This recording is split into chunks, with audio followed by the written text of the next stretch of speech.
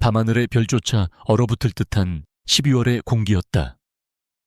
한남동 언덕 꼭대기에 자리한 성체처럼 거대한 강민준의 빌라는 완벽한 침묵 속에 잠겨 있었다. 내부는 최고급 이탈리아산 대리석으로 마감되어 발소리 하나하나가 차갑게 울려 퍼졌고, 미니멀리즘을 표방한 가구들은 그 호화로움에도 불구하고 텅 빈 공간감을 자아냈다. 그 집의 유일한 옮기어야 할 사람들의 관계는 이미 오래전에 금이 가 있었다. 서유진은 8개월의 무거운 몸을 이끌고 넓은 거실에 통유리창 앞에 섰다. 그녀의 22살이라는 나이가 무색하게, 아름다운 얼굴에는 지친 기색이 역력했다. 밖으로는 서울의 야경이 보석처럼 펼쳐졌지만 그 어떤 화려함도 그녀의 마음을 드지 못했다. 남편 강민주는 오늘도 늦었다. 아니, 늦은 것이 아니었다. 그는 집에 있었지만 서재라는 자신만의 요새에 틀어박혀 그녀를 외면하고 있었다.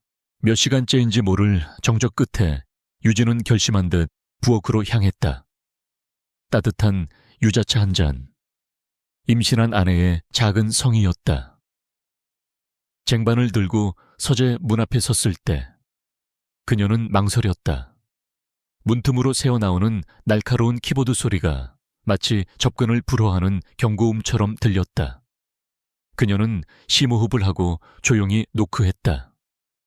그녀의 손길은 유리처럼 위태로웠다. 들어와. 차가운 허락이 떨어졌다. 유진이 문을 열고 들어서자 25세의 천재 CEO 강민준의 날카로운 옆모습이 세 개의 대형 모니터 불빛에 비쳤다. 그는 이노바텍의 심장이자 대한민국 경제를 움직이는 젊은 거인이었다. 하지만 지금 그의 눈빛은 아내나 곧 태어날 아이가 아닌 복잡한 데이터와 장부들에만 고정되어 있었다. 민준 씨, 너무 늦었어요. 차라도 한 잔 필요 없어. 민준의 목소리는 얼음장 같았다. 그는 모니터에서 눈을 떼지 않았다. 일하는 거 안 보여. 방해하지 말고 나가줘. 유진의 손이 쟁반 위에서 희미하게 떨렸다. 이것이 그가 그녀에게 본격적으로 등을 돌리기 시작한 순간이었다. 그의 머릿속은 배신이라는 두 글자로 가득 차 있었다. 단순한 업무 실수가 아니었다. 핵심 기술이, 그것도 상장을 코앞에 둔 시점에 유출될 뻔했다. 며칠 전 최태환 이사가 그에게 건넨 말이 귓가에 맴돌았다. 회장님, 이번 유출 건은 아무래도 내부 소행 같습니다. 그것도 아주 가까운 곳에서요. 회장님의 사생활과 연관된 부분이라 제가 감히 더 파고들기가 조심스럽습니다. 최 이사는 교활한 뱀처럼 의심의 독을 민준의 귀에 속삭였다. 그는 민준의 오만함과 논리에 대한 맹신을 정확히 꿰뚫고 있었다. 강민준은 감정을 믿지 않았다. 오직 데이터와 증거만을 신뢰했다. 그는 20살의 아버지를 여의고 25살인 지금까지 수많은 이들의 배신과 음모 속에서 회사를 지켜냈다. 그 과정에서 그의 마음은 누구도 믿지 못하게 변해버렸다. 하지만 최 이사가 흘린 교묘한 암시들은 그의 논리적인 정신을 좀먹기 시작했다. 특히 유진의 최근 행동들이 그 의심을 부채질했다. 하필이면 그 시기에 유진의 행동이 수상쩍어졌다. 그녀는 전화를 숨어서 받았고 외출이 잦아졌으며 가끔 알 수 없는 불안감에 휩싸인 듯 보였다. 민주는 그것이 임신 우울증이 아닐 수도 있다고 판단했다. 그는 자신의 판단이 완벽하다고 믿는 부류의 인간이었다. 아내가 자신을 속이고 있다는 가능성은 그의 자존심에 용납할 수 없는 흠집이었다. 유진은 쟁반을 든 채 서재 문을 조용히 닫고 나왔다. 유자차의 온기가 손바닥을 통해 전해졌지만 심장은 차갑게 식어갔다. 그녀는 남편의 변화를 누구보다 예민하게 느끼고 있었다. 임신 8개월, 가장 축복받아야 할 시기에 그녀는 세상에서 가장 외로운 섬이 되어 있었다. 이 거대한 빌라, 수백억 원짜리 감옥에 갇힌 채였다. 결혼 생활은 이미 파탄 직전이었다. 그녀에게는 비밀이 있었다. 민준이 경멸하는 약점이었다. 그녀의 유일한 피부티인 오빠, 서지훈. 그는 희귀병을 앓고 있었고 설상가상으로 사채빚에 시달리고 있었다. 유진은 오빠의 병원비를 대기 위해 결혼 전 모아두었던 돈과 예물 일부를 몰래 처분했다. 민준에게 말할 수 없었다. 그는 가난과 무능력을 병적으로 혐오했다. 유진은 자신의 자존심 때문에, 그리고 남편에게 실망을 주고 싶지 않다는 어리석은 생각 때문에 비밀을 지켰다. 그녀가 몰래 통화한 상대는 병원 원무과였고 그녀가 만난 사람은 오빠의 채권자였다. 그녀는 이 모든 것이 곧 태어날 아이에게 해가 될까봐 두려웠다. 하지만 이 모든 정황은 민준의 의심이라는 퍼즐 조각에 완벽하게 들어맞고 있었다. 그녀의 비밀은 최태환이 파놓은 함정의 완벽한 미끼가 되었다. 최태환은 유진의 오빠가 도박 빚까지 졌다는 사실을 알아냈고 그에게 의도적으로 접근했다. 그는 유진의 오빠에게 돈을 쥐어주며 유진과 수상한 만남을 연출하도록 지시했다. 유진은 오빠를 구하기 위해 그 만남에 응할 수밖에 없었다. 서재에 홀로 남은 민준은 주먹을 꽉 쥐었다. 이노바테크는 그의 모든 것이었다. 그는 아내조차도 자신의 성공을 위한 부속품 정도로 여길 만큼 일에 미쳐 있었다. 그 과정에서 수많은 배신과 음모를 겪었다. 그는 누구도 믿지 않는 법을 배웠다. 그런데 감히 자신의 아내가, 그것도 자신의 아이를 가졌다는 여자가 자신을 기만하려 든단 말인가. 그의 분노는 최태환의 계산대로 정확하게 유진을 향했다. 최 이사는 유진이 걸림돌이라고 생각했다. 유진은 민준이 가진 유일한 감정적인 약점이었고 최 이사는 민준을 완벽하게 통제하기 위해 그 약점을 제거해야 했다. 그는 민준의 의심을 확신으로 바꿀 결정적인 증거를 준비하고 있었다. 민준이 가장 신뢰하는 방식, 즉 데이터로 말이다. 그날 밤 민준은 침실로 들어오지 않았다. 유진은 차가운 킹사이즈 침대 한쪽에 몸을 웅크렸다. 뱃속의 아이가 불안한 듯 발길질을 했다. 그녀는 무거운 배를 쓰다듬으며 속삭였다. 아가야, 괜찮아.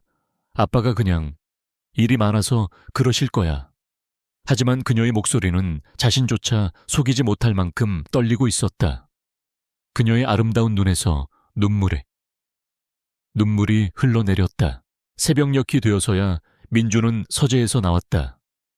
그는 침실을 지나쳐 게스트룸으로 향했다. 유진이 잠들지 않았다는 것을 알았지만 그는 멈추지 않았다. 그의 마음속에서는 이미 아내에 대한 재판이 시작되고 있었다. 그는 감상적인 변명 따위는 들을 준비가 되어 있지 않았다. 그에게는 오직 사실만이 필요했다. 최태환이 가져다줄 그 사실. 게스트룸에 들어선 민준은 휴대폰을 들었다. 수신인은 최태환 이사였다. 최 이사, 망설일 것 없네. 내일 당장 모든 자료를 가져와.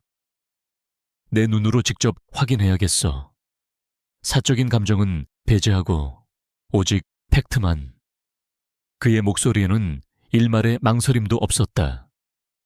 이미 그는 아내에게 등을 돌릴 준비를 마친 상태였다.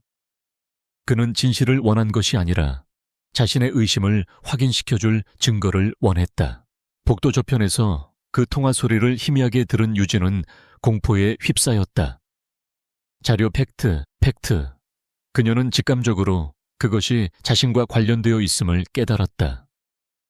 하지만 그녀는 묻지 못했다. 남편의 눈은 이미 그녀를 범죄자 보듯 하고 있었다. 그녀가 할 수 있는 일은 그저 이 차가운 빌라 안에서 다가오는 출산의 고통과 남편의 냉대를 견뎌내는 것뿐이었다. 최태환은 민준의 문자를 받고 서늘한 미소를 지었다. 모든 것이 그의 계획대로였다. 그가 조작한 사진 몇 장, 위조된 송금 내역, 그리고 활용점정이 될 결정적 증거. 이 모든 것이 내일이면 강민준의 책상 위에 올라갈 터였다. 강민준의 이성은 그의 오만함 때문에 이미 마비되었고, 유진의 진실은 그녀의 비밀 때문에 묻힐 것이다. 빌라의 난방 시스템은 최고급이었지만 유진은 뼛속까지 시린 한기를 느꼈다. 그것은 겨울 날씨 때문이 아니었다. 자신을 바라보던 남편의 경멸 어린 시선. 그것이 바로 이 거대한 집을 얼음 궁전으로 만드는 한기의 근원이었다. 그녀는 다가올 폭풍을 예감하며 자신도 모르게 배를 감싸 안았다. 출산일은 점점 다가오고 있었다. 그녀는 이 지옥에서 어떻게 버텨야 할지 막막했다. 다음 날 아침, 유진은 민준보다 먼저 일어났다. 밤새 한숨도 자지 못했지만 애써 태어난 척 아침 식사를 준비했다. 그가 게스트룸에서 나오는 소리가 들렸다. 완벽하게 차려입은 슈트, 한치의 흐트러짐도 없는 모습. 하지만 그의 얼굴은 어젯밤보다 더욱 차가웠다. 그는 식탁은 쳐다보지도 않고 현관으로 향했다. 유진이 다급하게 그를 불렀다. 민준 씨, 아침이라도 병원에도 같이 가주기로 했잖아요. 오늘 정기검진. 그녀의 목소리가 떨렸다. 오늘은 아이의 상태를 확인하는 마지막 검진일 중 하나였다. 하지만 민준은 신발을 신으며 냉정하게 대답했다. 바빠. 이사랑 중요한 미팅이 있어. 운전기사 보낼 테니 혼자가. 그가 문을 열고 나가려던 순간 유진은 용기를 냈다. 그녀는 무거운 몸을 이끌고 그에게 다가가 팔을 붙잡았다. 민준 씨, 제발 우리 얘기 좀 해요. 당신 요즘 왜 이래요? 내가 뭐 잘못한 거라도. 그녀의 눈에는 눈물이 가득 고였다. 그녀는 차라리 화를 내는 것이 낫다고 생각했다. 이 무관심과 경멸보다는 민준은 그녀의 손을 거칠게 뿌리쳤다. 유진은 휘청이며 하마터면 넘어질 뻔했다. 그가 돌아선 얼굴에는 증오심마저 서려 있었다. 내 몸에 손대지 마. 역겨우니까. 그 말은 비수가 되어 유진의 심장에 박혔다. 오늘 저녁 모든 게 분명해질 거야. 그때까지 내 눈앞에 띄지 마. 그는 마지막 말을 남기고 문을 세차게 닫고 나가버렸다. 유진은 차가운 대리석 바닥에 주저앉아 오열했다. 역겹다는 말. 그 한마디가 그녀의 마지막 희망마저 부숴버렸다. 그녀는 남편이 왜 저렇게 변했는지 도무지 알 수 없었다. 그녀가 아는 것이라곤 오늘 저녁 자신에게 끔찍한 일이 닥칠 것이라는 불길한 예감뿐이었다. 그녀는 배를 감싸 안고 한참을 울었다. 같은 시각 강민준의 차는 이노바테크 본사로 향하고 있었다. 그는 차창 밖을 보며 어젯밤 유진의 눈물을 떠올렸다. 순간적인 망설임이 스쳤지만 곧 최 이사가 말한 배신자의 영이라는 단어로 스스로를 합리화했다. 그는 자신의 판단이 틀릴 리 없다고, 감정에 휘둘리지 않겠다고 다짐했다. 그는 곧 도착할 최태환의 증거만을 기다리고 있었다. 최태환 이사는 이미 회장실 입구에서 그를 기다리고 있었다. 그의 손에는 두툼한 서류 봉투가 들려 있었다. 그는 걱정스러운 표정을 연기하며 민준에게 다가갔다. 회장님, 밤새 안녕하셨습니까? 요청하신 자료입니다만 부디 마음을 단단히 먹으셔야 할 것 같습니다. 그의 목소리에는 교활한 승리감이 감춰져 있었다. 민준은 아무 말 없이 봉투를 받아들고 자신의 사무실로 들어갔다. 그리고 문을 잠갔다. 그는 이 순간을 혼자 맞이하고 싶었다. 자신의 분노든 혹은 신락 같은 희망이 무너지는 순간이든 그는 책상에 앉아 봉투를 열었다. 첫 장에 나온 것은 유진이 낯선 남자와 카페에서 만나는 사진이었다. 남자의 얼굴은 교묘하게 가려져 있었다. 다음 장에는 유진의 개인 계좌에서 거액의 돈이 빠져나간 내역이 정리되어 있었다. 돈이 흘러 들어간 곳은 유령 회사로 의심되는 계좌였다. 최태환의 치밀한 조작이었다. 민준의 손이 부들부들 떨리기 시작했다. 그는 이 모든 것이 자신의 핵심 기술을 빼돌리기 위한 대가라고 확신했다. 그녀의 비밀스러운 통화와 외출이 모두 이 때문이었다. 마지막으로 민준이 펼친 것은 얇은 종이 한 장이었다. 그것은 병원에서 발급된 문서처럼 보였다. 제목은 친자 확인, 유전자 검사 결과 보고서였다. 민준은 숨을 멈췄다. 그는 자신의 머리카락과 유진의 칫솔을 최 이색에 넘긴 적이 없었다. 최 이사가 혹시 몰라 미리 준비했다며 임의로 수집한 샘플이라고 했다. 결과지에는 충격적인 단어가 적혀 있었다. 불일치, 민준의 눈앞이 하얘졌다. 배신감, 분노, 그리고 알 수 없는 절망감이 그를 휩쌌다. 아내가 자신을 기만한 것뿐만 아니라 뱃속의 아이조차 자신의 핏줄이 아니라는 사실. 25년 동안 그가 쌓아 올린 이성과 논리의 성벽이 무너져 내렸다. 그는 서류를 움켜쥐고 책상을 내리쳤다. 최태환은 문 밖에서 그 소리를 들으며 만족스러운 미소를 지었다. 이제 강민주는 완벽하게 자신의 소나기에 들어왔다. 유진만 제거하면 아이도 없는 민준을 구슬려 회사를 통째로 삼킬 수 있을 터였다. 그는 자신의 계획이 얼마나 완벽한지 감탄했다. 그는 민준의 오만함이 스스로를 파멸시킬 것임을 정확히 알고 있었다. 민준은 몇 시간 동안 사무실에서 나오지 않았다. 그는 완전히 이성을 잃었다. 그가 다시 문을 열고 나왔을 때 그의 눈은 핏발이 서 있었고 얼굴은 분노로 일그러져 있었다. 그는 최 이사를 불렀다. 오늘 저녁 그 여자를 집에서 내쫓을 거네. 이혼 서류 준비해.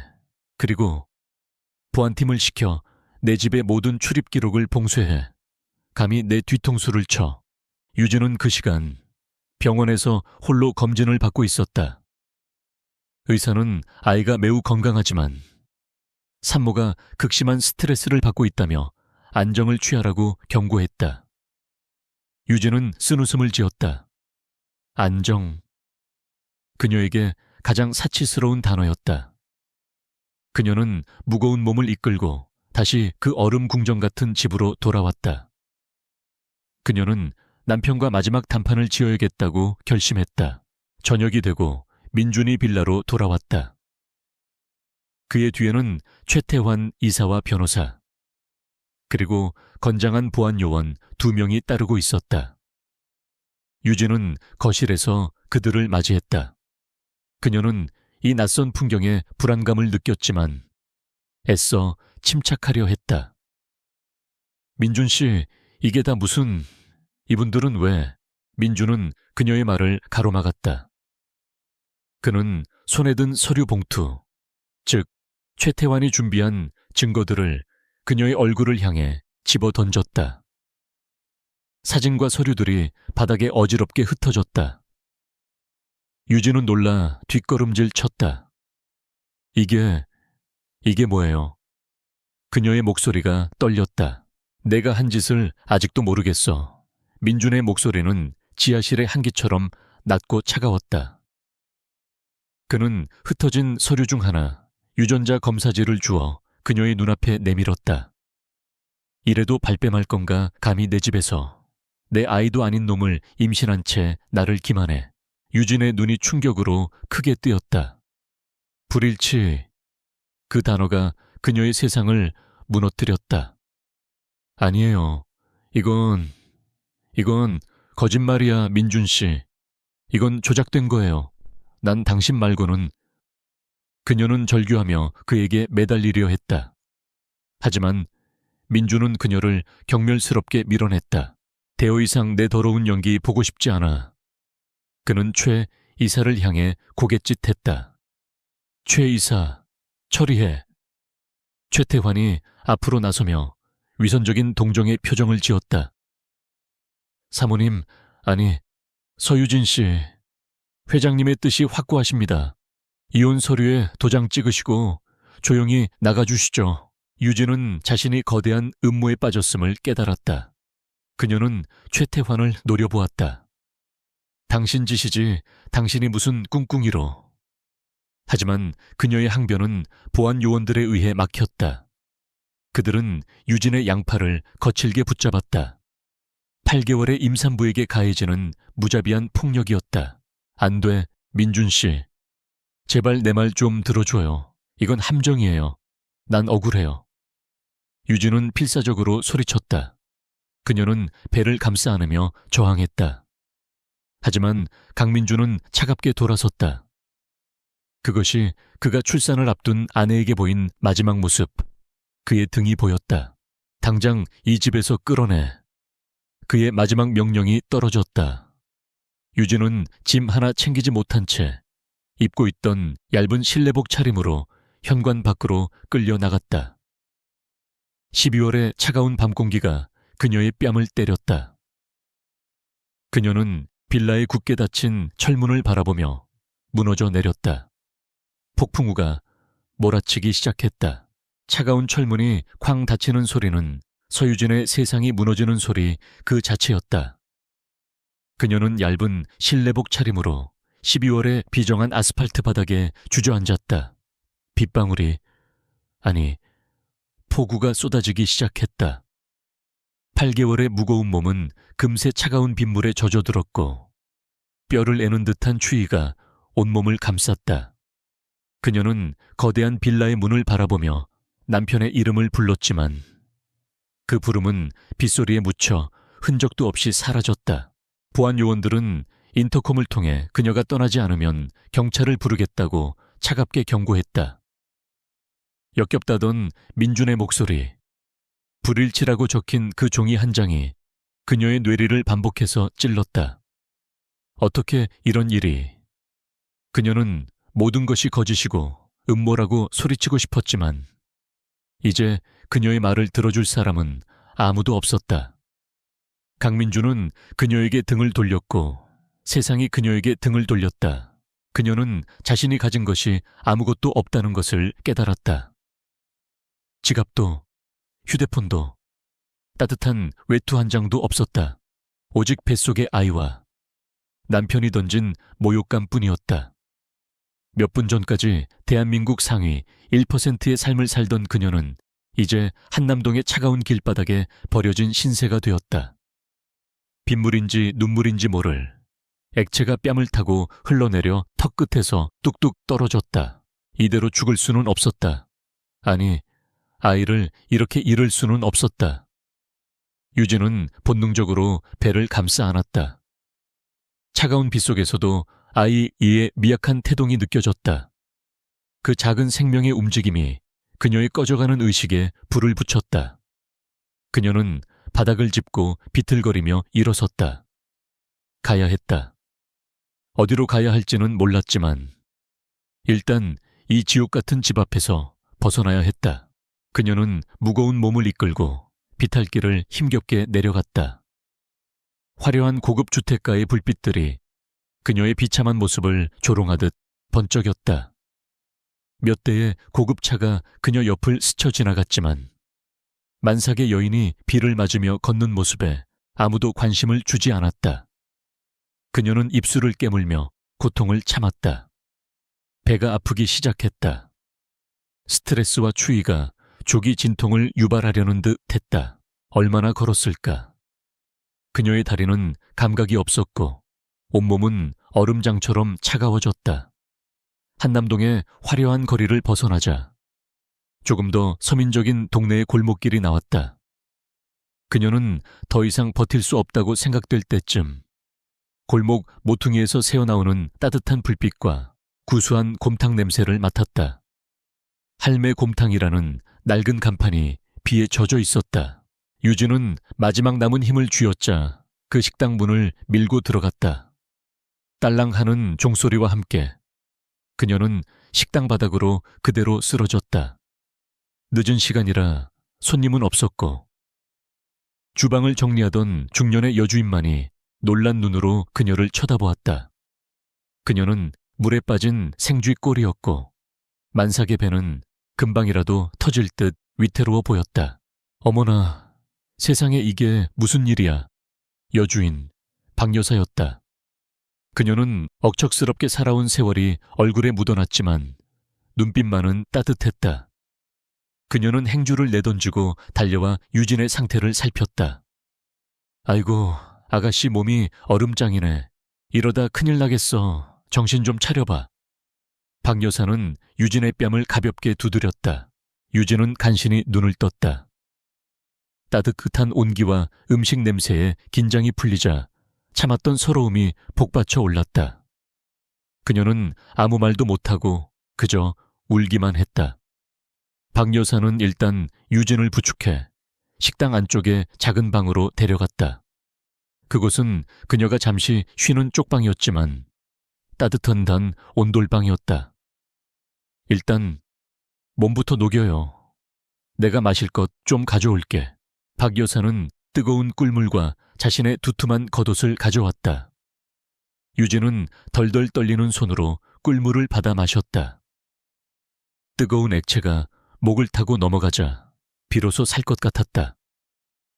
그녀는 젖은 옷을 입은 채 박 여사가 준 이불을 뒤집었었다. 대체 무슨 일인데 이 모양이야. 남편은 어쩌고. 박 여사의 무뚝뚝하지만 걱정 어린 물음에 유진은 다시 눈물을 쏟았다. 그녀는 차마 모든 사실을 말할 수 없었다. 남편이랑 싸웠어요. 그런데 저를 쫓아냈어요. 유진의 목소리는 갈라져 나왔다. 갈 곳이 없어요. 휴대폰도, 돈도 아무것도 없어요. 박 여사는 한숨을 내쉬었다. 그녀는 평생 이런저런 사연 많은 사람들을 봐왔지만 이렇게 처참한 몰골의 임산부는 처음이었다. 쯧쯧, 세상 말세야. 지 새끼 가진 마누라를 이 비 오는 날 내쫓다니 그놈은 사람이 아니네. 박 여사의 욕설이 오히려 위로가 되었다. 일단 여기서 눈 좀 붙여. 내일날 밝으면 그때 생각해보자고. 여긴 안전하니까 걱정 말고. 박 여사는 이불을 유진의 목까지 덮어주고 방을 나갔다. 낡았지만 깨끗한 이불, 구수한 곰탕 냄새가 밴 작은 방. 그곳은 유진이 살던 수백억 원짜리 빌라보다 1000만 배는 더 따뜻했다. 유진은 웅크린 채 잠을 청하려 했지만 잠이 오지 않았다. 분노와 배신감이 끊임없이 그녀를 괴롭혔다. 강민준의 차가운 눈빛, 최태환의 위선적인 미소, 그리고 그 불일치라는 단어. 그것은 명백한 조작이었다. 최태환이 모든 것을 꾸민 것이다. 그는 왜 회사를 차지하기 위해서 그렇다면 민준은 왜 그렇게 쉽게 속아 넘어갔는가? 유진은 민준의 오만함을 떠올렸다. 그는 자신의 논리와 판단을 맹신했다. 감정적인 호소보다는 조작된 증거를 더 신뢰했다. 그는 배신당하는 것을 병적으로 두려워했고 최태환은 정확히 그 지점을 파고들었다. 유진은 자신이 남편에 대해 아무것도 몰랐거나 혹은 애써 외면해왔다는 것을 깨달았다.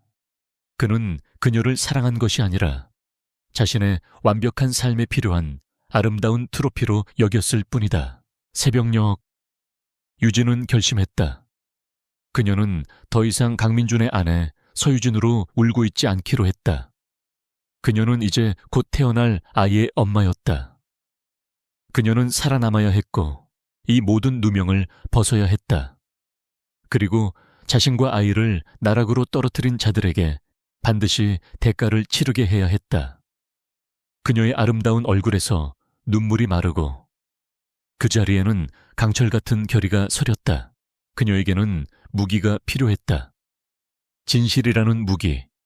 그리고 그 진실의 시작은 그녀의 오빠 서지훈이었다.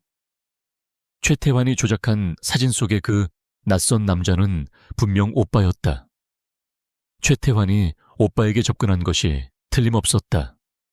오빠의 병원비와 빚, 그것이 그들의 연결고리였을 것이다. 유진은 날이 밝는 대로 오빠를 찾아가야겠다고 다짐했다.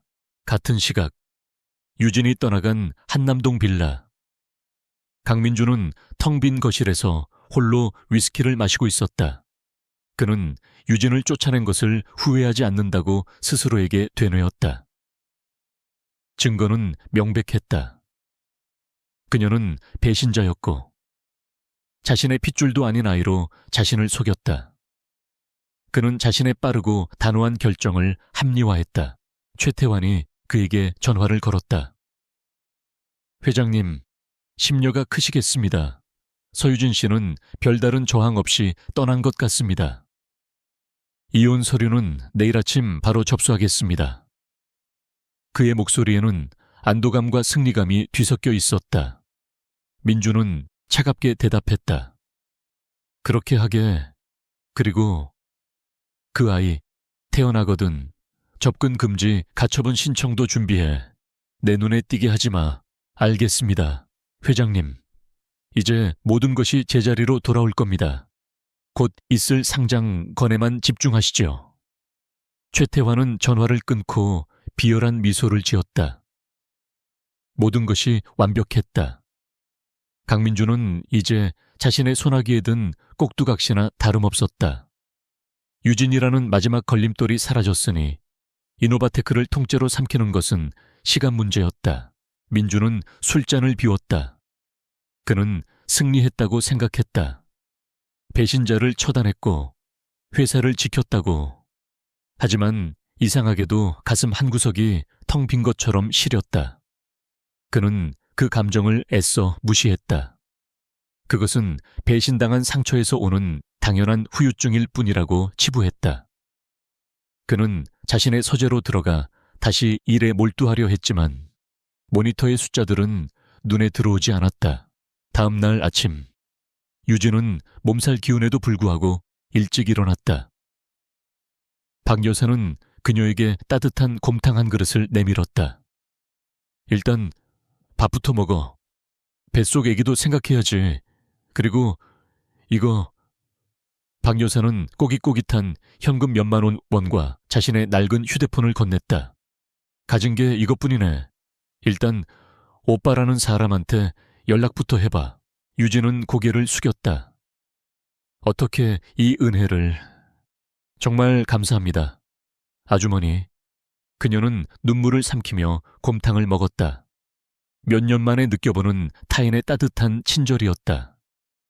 그녀는 밥을 먹으며 오빠에게 전화를 걸었다. 하지만 오빠의 휴대폰은 꺼져 있었다. 불길한 예감이 그녀의 심장을 옥죄었다. 그녀는 박 여사에게 오빠가 입원한 병원 주소를 알려주며 가봐야 한다고 말했다. 박 여사는 자신의 낡은 트럭 열쇠를 그녀에게 쥐어주었다. 운전할 줄 알지. 조심해서 다녀와.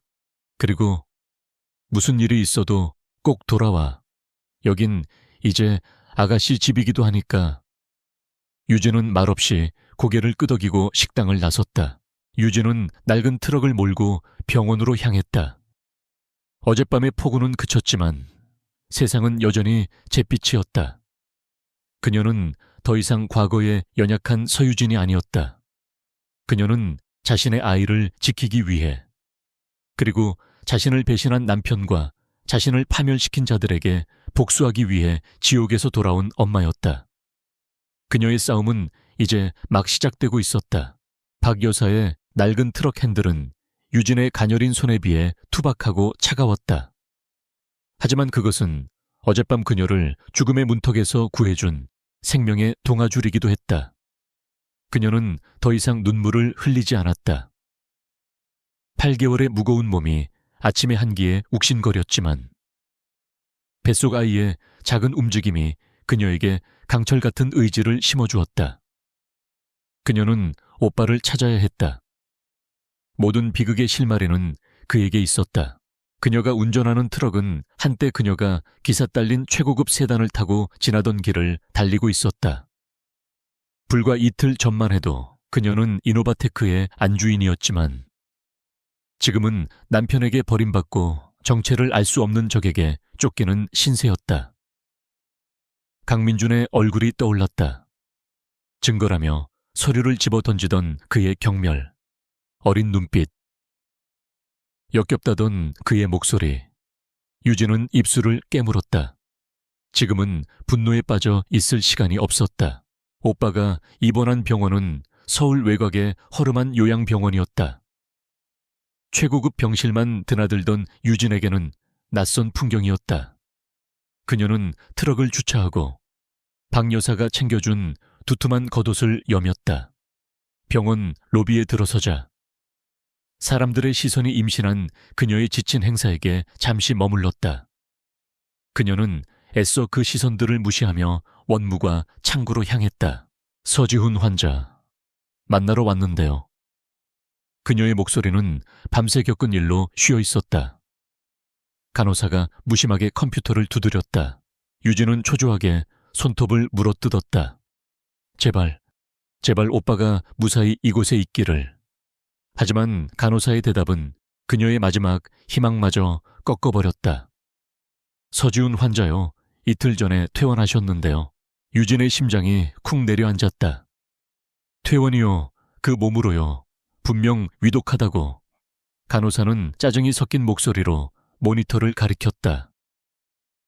의료진은 분명히 반대했습니다.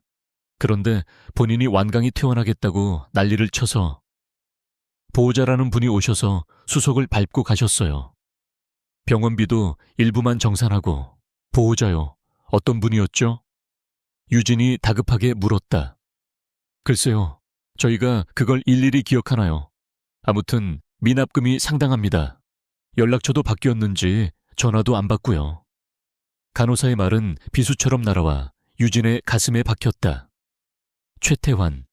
그놈이 오빠를 빼돌린 것이다. 오빠를 이용해 서류를 조작하고 이제는 증거를 인멸하기 위해 오빠를 어디론가 데려간 것이 틀림없었다. 유진은 병원 복도에 주저앉을 뻔했다. 유일한 단서가 사라졌다. 이제 어디로 가야 한단 말인가? 그녀는 머리를 쥐어짰다. 오빠가 갈 곳, 그가 유일하게 발붙일 곳. 그녀는 한 곳을 떠올렸다. 오빠가 빚쟁이들을 피해 숨어 지내던 보증금도 없는 월세방. 그녀는 다시 몸을 일으켜 병원을 뛰쳐나왔다. 희망의 불씨가 완전히 꺼진 것은 아니었다. 같은 시각 이노바테크 30층 회장실. 강민주는 밤새 한숨도 자지 못한 얼굴로 모니터를 노려보고 있었다. 완벽하게 정돈된 슈트와 달리 그의 눈은 붉게 충혈되어 있었다. 어젯밤 유진을 내쫓은 후 빌라는 거대한 무덤처럼 변했다. 그는 자신의 결정이 논리적이었다고 수십 번 되뇌었다. 배신자는 처단해야 마땅했다. 그것이 그가 이노바테크를 지켜온 방식이었다. 하지만 그의 머릿속에서는 불일치라는 단어와 비를 맞으며 끌려나가던 유진의 절망적인 얼굴이 교차로 떠올랐다. 그는 위스키를 한 잔 따랐다. 아침부터 마시는 독한 술이 그의 속을 태웠다. 그때 노크 소리와 함께 최태환 이사가 만족스러운 표정을 애써 감추며 들어섰다. 그는 민준의 지친 모습을 보고 속으로 쾌재를 불렀다. 회장님, 심려가 크신 줄 압니다. 어젯밤 일은 회사를 위한 어쩔 수 없는 결단이셨습니다. 최태환은 위로의 말을 건네는 척하며 그의 결정을 정당화했다. 이혼 서류는 최고 로펌을 통해 완벽하게 준비 중입니다. 양육권 및 재산 분할 청구는 원천적으로 불가능하게 만들었습니다. 그 아이는 우리 강씨 가문과 아무 상관이 없으니까요. 민주는 고개를 끄덕였다. 잘했네. 그리고 내부 유출건은 어떻게 되어가고 있나? 서유진이 빼돌리려던 프로젝트 말이야. 민준의 목소리는 감정이 완전히 배제된 듯 차가웠다. 그는 자신의 상처를 일로 덮으려 했다. 그는 유진이 단순한 외도를 넘어 회사의 기밀까지 팔아넘기려 했다고 확신하고 있었다. 최태환은 기다렸다는 듯이 서류 몇 장을 내밀었다. 안 그래도 그 건 때문에 왔습니다. 서유진 씨가 접근했던 것으로 의심되는 서버 기록입니다. 특히 프로젝트 제우스 관련 데이터에 접근한 흔적이 보입니다. 이건 저희 차세대 AI 핵심 기술입니다. 하마터면 큰일 날 뻔했습니다. 물론 그 접근 기록 또한 최태환이 조작한 것이었다. 민준의 눈이 분노로 번뜩였다. 감히. 그는 주먹으로 책상을 내리쳤다. 당장 프로젝트 제스를 포함한 모든 핵심 R&D 부서의 보안 등급을 최고로 올리게, 그리고 관련자들 전부 재조사해 서유진과 접촉한 모든 직원을 색출해내. 그의 분노는 정확히 최태환이 의도한 방향으로 흐르고 있었다. 최태환은 짐짓 심각한 표정을 지었다. 알겠습니다. 하지만 회장님, 서유진 씨의 오빠라는 자가 문제입니다. 그 자가 도박빚에 시달리며 서유진 씨를 압박한 정황이 있습니다. 아마 그가 기술을 넘기는 브로커 역할을 한 것 같습니다. 제가 그 자의 행방을 쫓고 있습니다만 이미 해외로 도피했을 가능성이 큽니다. 이것은 최태환의 치밀한 연막이었다. 서지훈을 빼돌린 장본인이 바로 자신이었기에. 그는 민준의 시선을 완벽하게 다른 곳으로 돌릴 수 있었다. 민준은 최태환의 보고를 100% 신뢰했다. 그는 자신의 논리적 판단을 뒷받침하는 증거를 가져오는 최 이사를 전적으로 의지하고 있었다. 그의 오만함이 그의 눈을 멀게 하고 있었다. 어떻게든 찾아내. 지구 끝까지 쫓아서라도 그 배신자들을 내 앞에 데려와. 민준은 차갑게 명령했다. 그는 완전히 최태환의 소나귀에서 놀아나고 있었다. 그는 자신이 아내뿐만 아니라 곧 태어날 자신의 아이에게까지 등을 돌렸다는 사실을 까맣게 몰랐다. 그는 자신의 손으로 가정을 파괴하고 회사를 위험에 빠뜨리고 있었다. 한편 유진은 낡은 트럭을 몰아 오빠가 지내던 다세대 주택의 어둡고 좁은 골목길에 도착했다. 금방이라도 쓰러질 듯한 낡은 건물, 반지하. 그녀는 이런 곳에 오빠가 살고 있었다는 사실에 다시 한번 가슴이 미어졌다. 그녀는 무거운 몸을 이끌고 곰팡이 냄새가 진동하는 계단을 내려갔다. 현관문은 굳게 잠겨 있었다. 유진은 문을 두드렸다. 오빠, 안에 있어, 나야. 유진이. 대답이 없었다. 그녀는 문고리를 잡고 흔들었다. 그때 옆집에서 시끄럽다는 듯 한 남자가 문을 열고 나왔다. 시끄러워. 거기 아무도 없어. 며칠 전에 덩치 큰 양복쟁이들이 와서 그놈 끌고 갔다고. 유진의 심장이 멎는 듯 했다. 양복쟁이들이요. 언제요? 혹시 어떻게 생겼는지. 남자는 귀찮다는 듯 손을 내저었다. 몰라. 비싼 차 타고 와서 행패 부리던데. 빚쟁이들이겠지. 하여튼 시끄럽게 굴지 말고 가쇼. 남자는 문을 쾅 닫아버렸다. 모든 것이 끝났다. 오빠는 최태환의 손에 완벽하게 잡혀갔다. 유진은 망연자실한 채 차가운 시멘트 벽에 기댔다. 눈앞이 캄캄했다. 증거도 증인도 모두 사라졌다. 그녀는 이제 어떻게 자신의 결백을 증명한단 말인가. 그때 그녀의 눈에 문틈에 끼어있는 작은 종이 조각이 들어왔다. 도시가스 요금 고지서였다. 그런데 그 고지서 뒤에 무언가 날카로운 것으로 급하게 휘갈겨 쓴 글씨가 보였다. 그녀는 떨리는 손으로 고지서를 빼냈다. 그것은 오빠의 필체였다. 유진아, 미안하다. 그놈들이 날 협박했어. 너를 해친다고. 만나서 찍힌 사진. 그거 다 가짜야. 내가 돈 때문에. 날 용서하지 마라. 하지만 아이는 지켜. 그놈 최태환, 이노바테크. 글씨는 거기서 끊겨 있었다. 끌려가기 직전 오빠가 남긴 마지막 구조 신호였다. 유진은 고지서를 움켜쥐고 울부짖었다. 오빠는 자신을 배신한 것이 아니었다. 오히려 자신을 지키려다 희생된 것이었다. 최태환이 오빠를 협박해 모든 것을 조작했다. 최태환, 유진의 눈에서 분노의 불길이 타올랐다. 이것이 증거였다. 비록 미약하지만 이것은 진실의 첫 번째 조각이었다. 그 순간 유진은 아랫배에 극심한 통증을 느꼈다. 그녀는 배를 감싸 안고 주저앉았다. 어젯밤부터 이어진 극심한 스트레스와 충격이 결국 몸에 무리를 준 것이다. 양수가 터진 듯한 축축한 느낌과 함께 아이가 나오려 한다는 공포가 밀려왔다. 안 돼, 아가야. 아직 안 돼. 유진은 고통 속에서 식은땀을 흘렸다. 병원에 가야 했다. 하지만 이대로는 안 됐다. 그녀는 이를 악물고 일어섰다. 오빠가 남긴 이 유일한 증거를 지켜야 했다. 그녀는 트럭으로 기어가듯 돌아갔다. 그녀의 머릿속에는 오직 하나의 생각뿐이었다. 살아야 한다. 아이를 낳아야 한다. 그리고 모든 것을 되돌려 놓아야 한다. 그녀의 진짜 싸움은 이제 막 고통과 함께 시작되고 있었다. 고통은 붉게 달아오른 쇠꼬챙이처럼 그녀의 허리와 아랫배를 꿰뚫었다.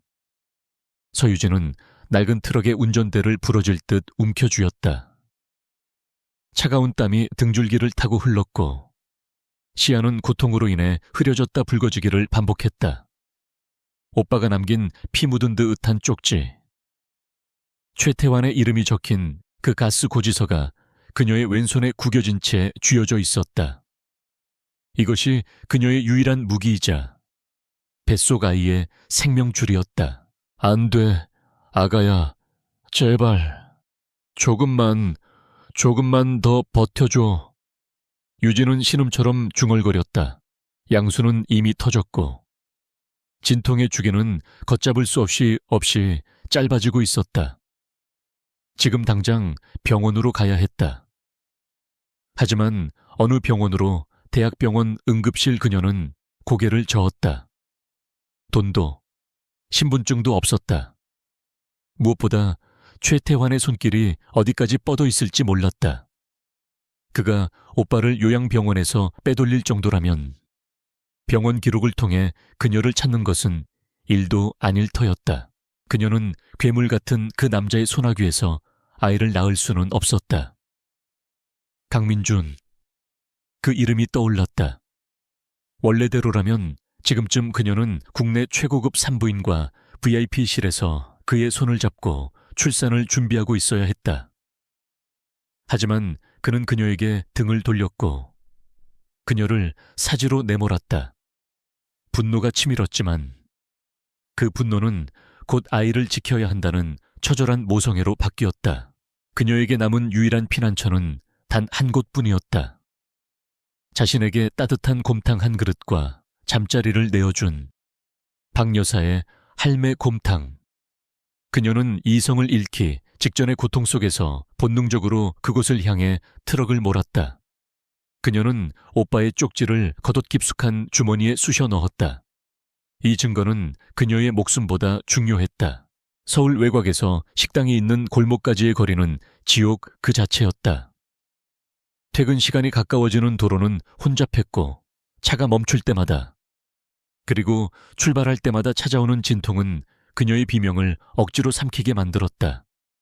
그녀는 수백억 원짜리 빌라의 안주인이었지만 지금은 낡은 트럭에서 홀로 죽음의 문턱을 넘나들고 있었다.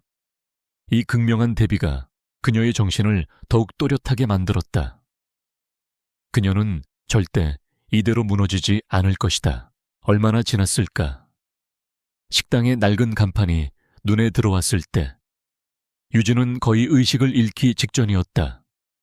그녀는 브레이크를 거칠게 밟았고 트럭은 식당 입구의 기둥을 살짝 들이받으며 멈춰 섰다. 끼익! 소의 긁히는 소리와 함께 그녀는 운전석에서 거의 굴러 떨어지다시피 내렸다. 그녀는 피와 땀, 눈물로 범벅이 된 채 식당 문을 향해 기어갔다. 아주머니, 아주머니 살려주세요. 그녀는 문을 두드릴 힘조차 남아있지 않았다.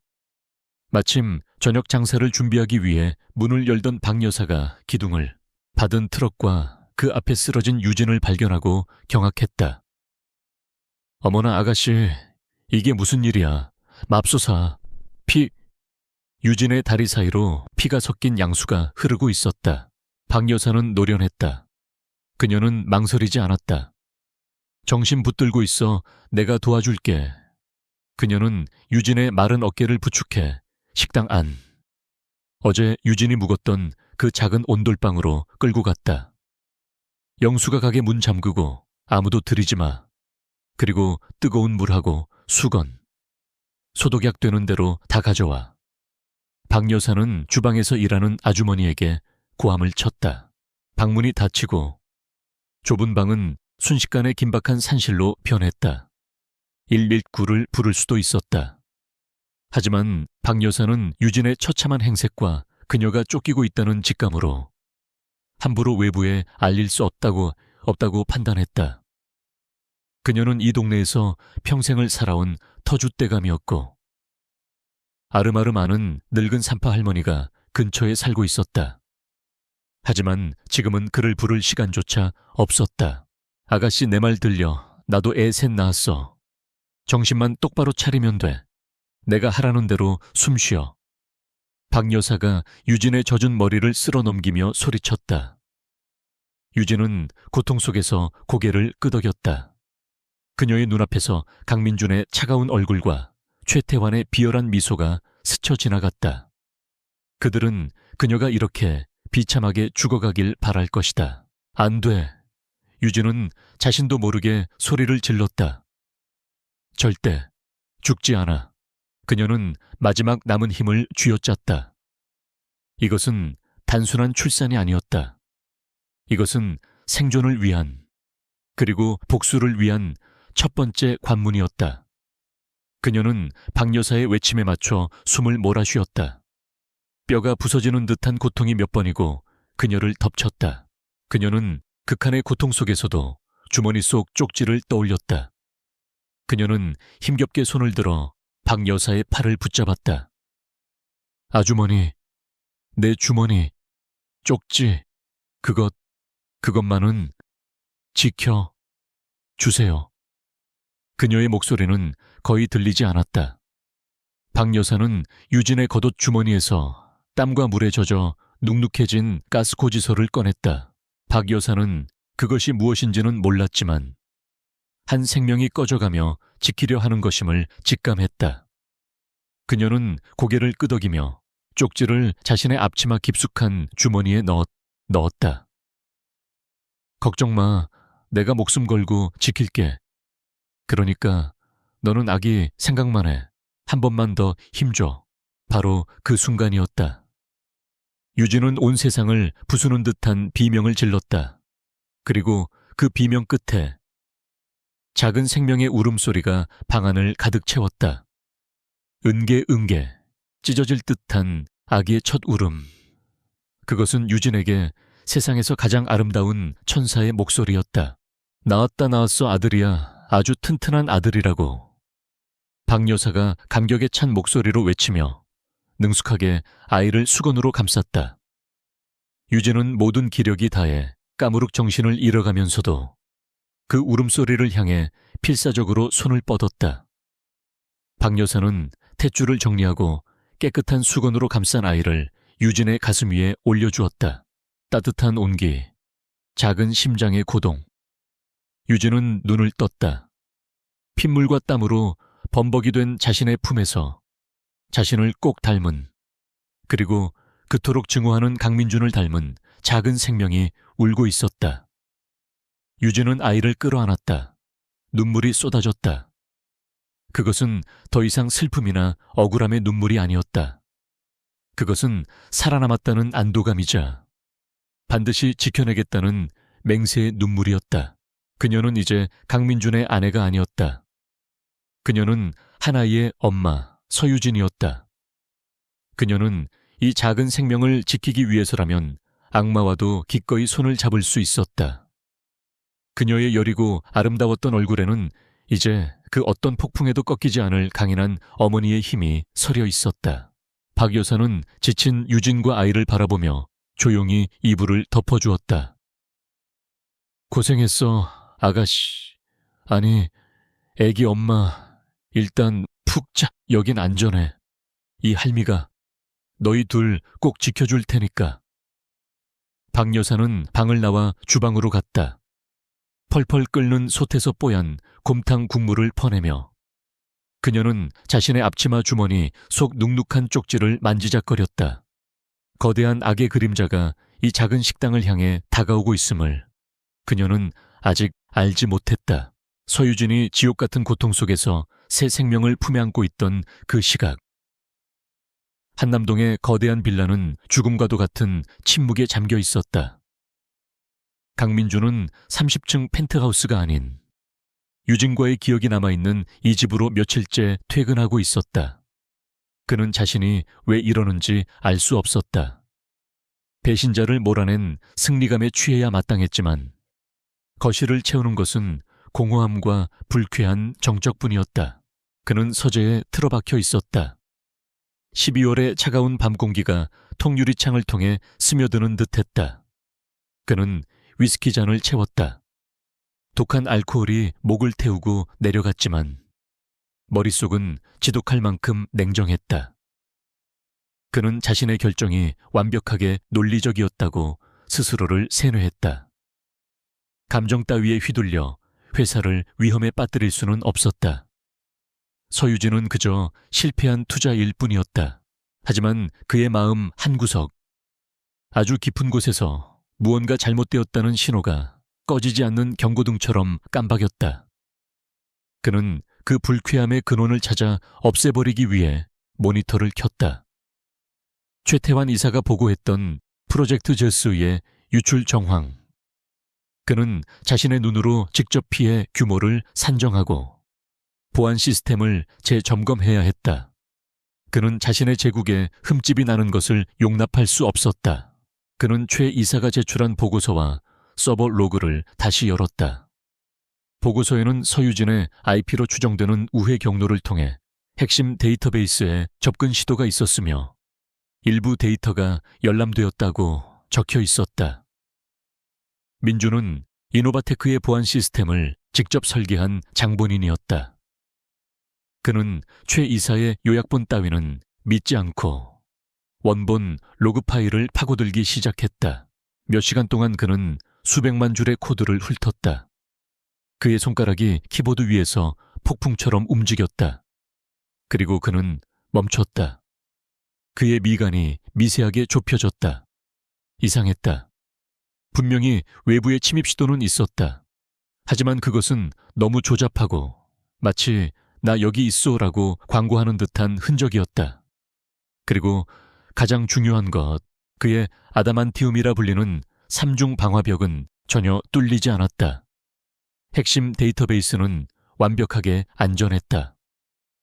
유출된 데이터는 고사하고 열람된 흔적조차 없었다. 최 이사의 보고는 명백한 과장이거나 혹은 거짓이었다. 민주는 차가운 위스키 잔을 움켜쥐었다. 최태환이 왜 그가 이 정도 사안을 오판할 리가 없었다. 그가 자신을 속였다. 불길한 예감이 민준의 등줄기를 타고 흘렀다. 그는 서재 캐비닛을 열어 최 이사가 건넸던 증거 봉투를 다시 꺼냈다. 그는 그날 밤 이후 역겨워서 다시는 쳐다보지도 않았던 물건들이었다. 그는 조작된 송금 내역과 유령 회사 자료들을 훑어보았다. 완벽했다. 너무 완벽해서 오히려 부자연스러울 정도였다. 그의 시선이 한 장의 사진에 멈췄다. 유진이 낯선 남자와 카페에서 만나는 장면. 최 이사는 이 남자가 기술을 빼돌리려던 브로커이자 유진의 내연남이라고 했다. 민주는 사진을 들어 빛에 비추어 보았다. 그리고 그의 눈이 사진 하단 구석에 찍힌 작은 타임스탬프에 고정되었다. 11월 28일 오후 3시 15분 11월 28일 그 날짜가 그의 뇌리에 못처럼 박혔다. 그의 머릿속은 완벽한 일정표 그 자체였다. 그는 즉시 자신의 개인 태블릿을 열어 일정을 확인했다. 11월 25일, 11월 29일 뉴욕 지사 출장, AI 컨퍼런스 및 투자 유치 협상. 그는 그날 서울에 없었다. 민주는 숨을 멈췄다. 11월 28일 오후 3시 15분. 서울 시간이 그랬다면 뉴욕은 새벽 1시 15분이었다. 그는 그 시간을 정확히 기억했다. 살인적인 협상을 막 끝내고 호텔방으로 돌아와 지친 몸으로 유진에게 영상통화를 걸었던 시간. 그는 피곤에 절어있던 자신의 모습과 침대에서 막 잠이 깬 듯 눈을 비비던 유진의 얼굴을 또렷이 기억했다. 민준 애씨, 너무 무리하지 말아요. 밥은 챙겨 먹었어요. 그녀는 배를 쓰다듬으며 걱정스러운 목소리로 말했었다. 아기가 자꾸 발로 차서 잠을 못 잤어요. 그 영상통화는 10분 넘게 이어졌다. 그렇다면 어떻게 서유진이 동시에 두 곳에 존재할 수 있단 말인가? 한남동 침실에서 자신과 영상통화를 하면서 동시에 서울 어딘가의 카페에서 내연남을 만날 수 있단 말인가? 그의 논리 회로에 강력한 오류 신호가 발생했다. 둘 중 하나는 거짓이었다. 자신의 완벽한 기억이거나 아니면 눈앞의 이 증거 사진이거나. 강민주는 자신의 기억력을 의심해 본 적이 한 번도 없었다. 그는 즉시 호텔 예약 내역과 비행기 티켓, 그리고 그날 새벽의 통화 기록까지 확인했다.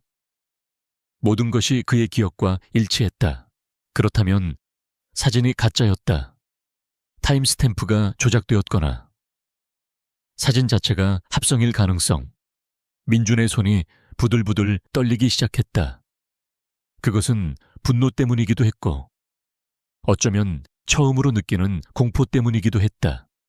만약 이 사진이 조작이라면, 그렇다면 송금 내역은, 서버 로그는, 그리고 그는 마지막 증거, 친자 확인 유전자 검사 결과 보고서를 집어들었다. 불일치, 그의 눈을 멀게 하고 그의 이성을 마비시켰던 그 단어. 이것마저 조작이라면 강민주는 자신이 거대한 사기극의 한가운데 서 있음을 직감했다. 누군가 감히 자신을, 이노바테크의 강민준을 완벽하게 속여 넘겼다. 그의 분노는 더 이상 유진을 향하지 않았다. 그것은 훨씬 더 교활하고 어두운 곳을 향했다. 이 모든 증거를 물어다 준 단 한 사람, 자신의 불안감과 오만함을 정확히 꿰뚫어보고 이 모든 판을 짠 사람, 최태환. 그의 이가 갈리는 소리가 조용한 서재에 울려 퍼졌다. 그는 배신당했다. 아내가 아닌 자신이 가장 신뢰했던 오른팔에게. 이 사실은 그를 미치게 만들었다. 그는 당장 최태환을 불러 목을 꺾어버리고 싶었지만 간신히 이성을 붙잡았다. 최태환이 이 정도로 치밀하게 움직였다면 회사 내부에 그의 끈아풀이 얼마나 심어져 있을지 몰랐다. 섣불리 움직였다가는 모든 증거가 사라질 터였다. 강민주는 자신의 오만함이 자신의 눈을 가렸다는 것을 인정해야 했다. 그는 서유진의 변명을 들으려 하지 않았다. 그는 오직 최태환이 가져온 데이터만을 맹신했다. 그리고 그 대가로 그는 자신의 손으로 아내를, 그리고 어쩌면 자신의 아이일지도 모를 생명을 사지로 내몰았다. 이 생각에 이르자 그는 처음으로 가슴을 쥐어짜는 듯한 통증을 느꼈다. 하지만 지금은 감상에 젖어 있을 때가 아니었다. 그는 자신의 서재 깊숙한 금괴에서 위성으로만 연결되는 암호화된 특수 전화기를 꺼냈다. 이 전화기는 그가 수년간 단 한 번도 사용하지 않았던 최악의 비상 상황을 위한 것이었다. 그는 단 하나의 번호를 눌렀다. 신호음이 몇 번 가기도 전에 낮고 조용한 목소리가 들려왔다. 백 실장. 민준의 목소리는 얼음보다 차가웠다. 나다. 강민준. 움직여야 할 때가 됐어. 전화기 너머의 인물은 전직 국정원 블랙 요원이자 현재는 유령처럼 움직이는 최고 수준의 사설 정보팀 그림자의 수장이었다. 민준은 그에게 과거 큰 빚을 진 적이 있었다. 무엇을 원하십니까? 회장님. 민준은 창밖에 어두운 서울을 내려다보며 명령했다. 내 아내 서유진, 그녀의 모든 것을 다시 조사해. 그녀가 쫓겨난 그날 밤부터의 행적, 그리고 그녀의 오빠 서지훈의 행방, 쥐도 새도 모르게. 그는 잠시 숨을 골랐다. 그리고 이노바테크의 최태환 이사, 그놈의 모든 것을 파헤쳐 먼지 한 톨까지. 전화가 끊겼다. 서재에는 다시 정적이 찾아왔다. 하지만 이제 이 정적은 공허함이 아닌 폭풍 전야의 긴장감이었다. 강민준의 눈은 분노와 그리고 아주 희미한 알 수 없는 두려움으로 이글거리고 있었다. 그는 자신의 손으로 무슨 짓을 저질렀는지 아직 몰랐지만 그 진실을 향한 첫걸음을 내디뎠다. 의심의 첫 번째 균열이 그의 견고했던 오만의 성벽에 금을 내기 시작했다. 강민준이 그림자를 움직인 순간부터 보이지 않는 전쟁이 시작되었다. 대한민국 최고의 사설 정보팀은 이름 그대로 그림자처럼 움직였다. 백 실장은 강민준의 명령을 받은 직후 자신의 정예 요원들을 둘로 나누었다. 한 팀은 최태환 이사의 24시간 밀착 감시에, 다른 한 팀은 서유진의 행방을 쫓는 데 투입되었다. 최태환을 맡은 팀은 순식간에 그의 차량, 사무실, 심지어 개인 비서의 휴대폰까지 감청망에 올렸다. 그들은 이노바테크의 보안 시스템을 우회하여 최 이사의 모든 금융거래 내역을 실시간으로 빨아들이기 시작했다. 강민준의 의심이 사실이라면 최태환은 분명 어딘가에 거대한 쥐구멍을 파고 있었을 터였다. 반면 서유진을 쫓는 팀은 난관에 부딪혔다. 그들이 확보한 마지막 행적은 12월의 그 비 오는 밤, 빌라의 정문에서 쫓겨나는 CCTV 영상이 전부였다. 그녀는 휴대폰도 신용카드도 없이 사라졌다. 만삭의 몸으로 폭우 속으로. 백 실장은 강민준에게 증발했습니다. 마치 땅으로 꺼지거나 하늘로 솟은 것처럼 이라고 건조하게 보고했다. 강민준은 보고를 받으며 주먹을 쥐었다. 증발.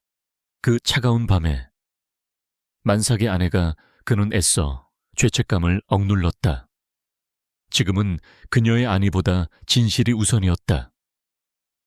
하지만 그의 마음속에서는 11월 28일의 영상통화와 불일치라는 단어가 끊임없이 충돌하며 그를 괴롭혔다.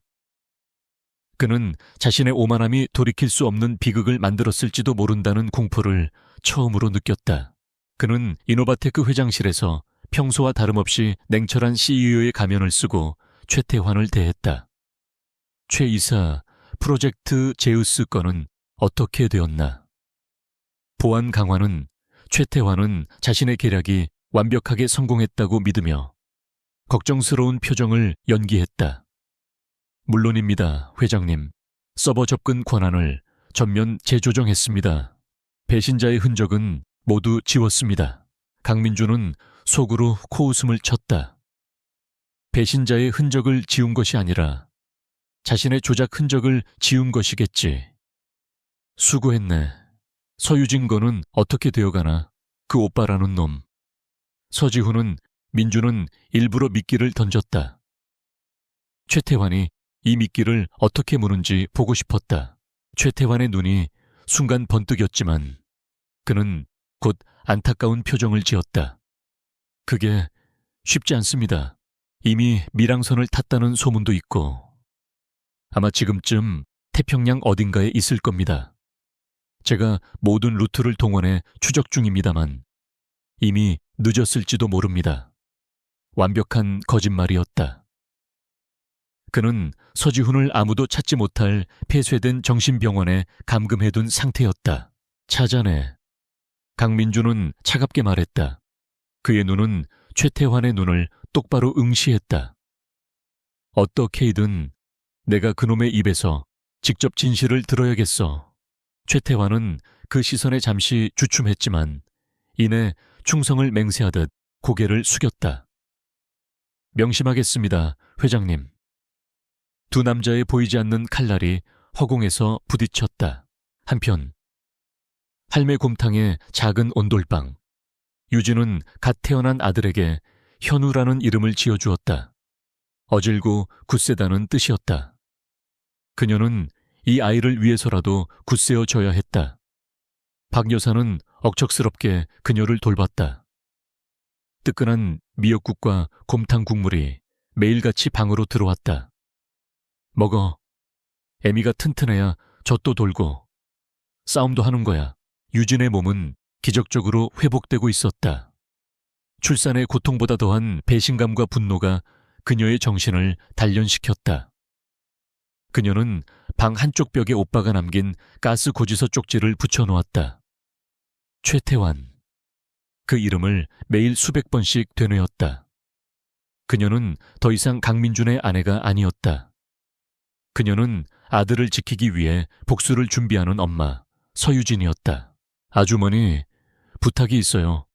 유진은 어느 정도 기력을 차린 며칠 후 박 여사에게 말했다. 사람을 찾아야 해요. 하지만 제 이름으로는 안 돼요. 그녀는 모든 것을 털어놓을 수는 없었지만 자신이 거대한 음모에 빠졌고 오빠가 그 열쇠를 쥐고 있다는 것만은 설명했다. 박 여사는 말없이 자신의 주머니에서 꼬깃꼬깃한 돈다발과 낡은 휴대폰 하나를 꺼냈다. 선불폰, 이른바 대포폰이었다. 이 동네에서 별의별 인간들 다 봤어. 이걸 써. 추적 안 될 거야.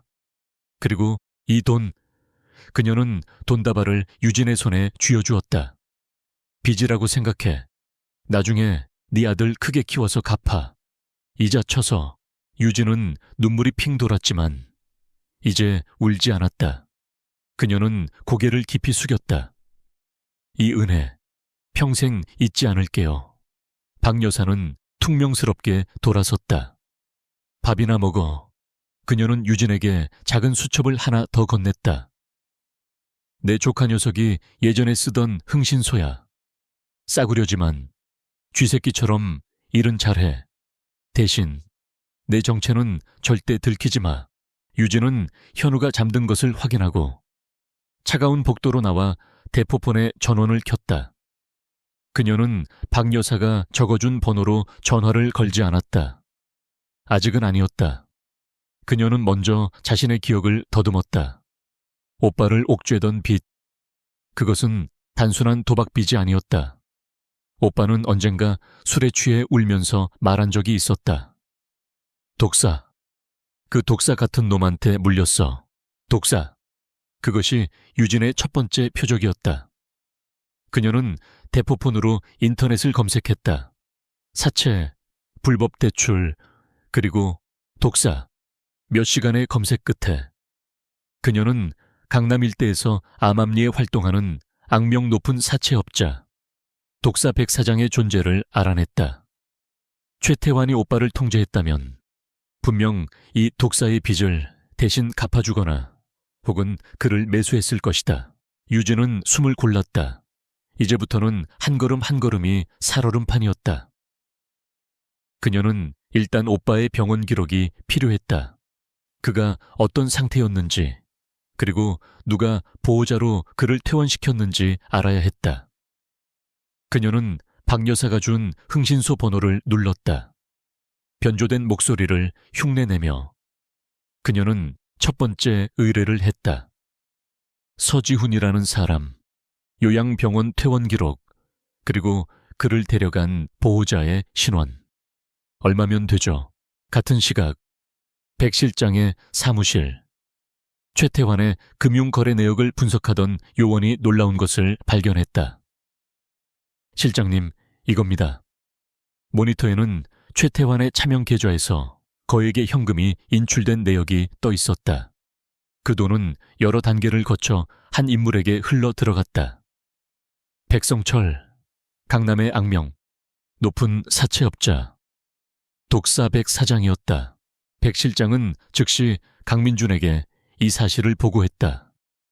최태환이 독사 백성철과 연결되어 있습니다. 그리고 서유진 씨의 오빠 서지훈이 이 독사에게 거액의 빚을 지고 있었습니다. 시기가 절묘하게 일치합니다. 강민준의 피가 차갑게 식었다. 퍼즐 조각이 맞춰지기 시작했다. 최태환이 서지훈의 빚을 미끼로 그를 협박했다. 서지훈은 유진에게 접근해 조작된 만남을 연출했다. 그리고 최태환은 그 사진을 이용해 자신과 유진 사이를 이간질했다. 그렇다면 프로젝트 유출건도, 송금 내역도, 그리고 어쩌면 불일치라는 그 검사 결과마저도 세워지운 민주는 그 이름을 씹어뱉었다. 당장 그놈이 갇혀 있는 곳을 찾아내 최태환이 그놈을 살려뒀을 리 없어. 하지만 죽이지도 않았을 거야. 보험으로. 백 실장은 이미 움직이고 있었다. 최태환의 동선과 독사의 움직임을 교차 분석 중입니다. 곧 꼬리가 잡힐 겁니다. 두 개의 비밀 수사. 한쪽은 대한민국 최고의 정보팀이, 다른 한쪽은 갓 출산한 어미의 처절함이 이끌고 있었다. 두 수사는 서로의 존재를 모른 채 서지훈이라는 단 하나의 교차점을 향해 동시에 달려가고 있었다. 진실의 문이 서서히 열리고 있었지만 그 문 뒤에 무엇이 기다리고 있을지는 아무도 몰랐다. 시간은 강민준의 편이 아니었다. 그림자가 가동된 지 12시간이 흘렀다. 그 사흘 동안 강민준은 잠을 자지 못했다. 그는 이노바테크의 회장으로서 완벽하게 업무를 처리했지만 그의 신경은 모두 백 실장에게서 올 단 하나의 보고를 향해 곤두서 있었다. 그의 펜트하우스 서재는 거대한 압력솥처럼 변해갔다. 마침내 암호화된 통신이 울렸다. 백 실장입니다. 화면에는 아무것도 뜨지 않았지만 그 건조한 목소리만으로도 보고의 무게가 느껴졌다. 말하게 민주는 위스키 잔을 내려놓았다. 그의 손은 미세하게 떨리고 있었다. 그가 그토록 맹신했던 논리와 이성이, 스스로 만들어낸 오만의 감옥이 무너지기 일보 직전이었다. 서유진 씨가 만났던 낯선 남자의 신원을 확보했습니다. 백 실장의 목소리는 감정 없이 사실만을 전달했다. 그는 서유진 씨의 친오빠 서지훈, 현재 32세, 희귀성 말기 암 환자입니다. 강민준의 숨이 멎었다. 오빠 내연남이나 브로커가 아니라 아내의 친오빠, 그것도 말기 암 환자. 그의 머릿속이 하얗게 변했다. 백 실장의 보고는 계속되었다. 서지훈은 3년 전 사업 실패로 거액의 빚을 졌습니다. 채권자는 독사 백성철, 그리고 말기암 판정을 받았습니다. 서유진 씨는 결혼 전부터 자신의 모든 수입을 오빠의 병원비와 이자 상환에 쏟아부은 것으로 확인됩니다. 유진이 숨어서 통화하고 불안해하던 이유가 비로소 명확해졌다. 민주는 자신의 과거를 떠올렸다. 그는 가난과 무능력을 병적으로 혐오했다. 유진은 그 사실을 알고 있었다. 그녀는 그에게 약점을 보이기 싫었던 것이다. 그의 경멸을 감당할 자신이 없었던 것이다. 그래서 혼자 그 모든 짐을 지고 말기암 환자인 오빠를 살리기 위해 발버둥 쳤던 것이다. 서유진 씨의 계좌에서 빠져나간 의심스러운 거액의 흐름도 추적 완료했습니다. 백 실장의 다음 보고는 민준의 심장에 비수를 꽂았다. 모든 자금은 서지훈이 입원했던 요양병원의 원무과와 사채업자 독사의 차명 계좌로 정확히 흘러 들어갔습니다. 이노바테크의 기술과는 단 1원도 관련이 없습니다. 그가 배신의 증거라고 확신했던 모든 것이 사실은 아내가 가족을 살리기 위한 처절한 몸부림의 흔적이었다. 강민주는 의자에서 일어섰다. 그는 휘청거렸다. 그가 그녀에게 집어던졌던 서류들, 그가 역겹다고 말했던 그녀의 눈물, 그 모든 것이 자신을 향한 칼이 되어 돌아왔다. 최태환은, 민주는 목이 메어 간신히 물었다. 최태환 이사는 서지훈의 부채를 정확히 파악하고 있었습니다. 그가 독사에게 접근해 서지훈의 남은 빚 전액을 현금으로 상환해 주었습니다. 시점은 서유진 씨가 집에서 쫓겨난 바로 다음 날입니다. 이것은 결정적인 증거였다. 백 실장은 마지막 조각을 맞췄다. 최태환은 서지훈의 병원비와 빚을 미끼로 그를 협박한 것으로 보입니다.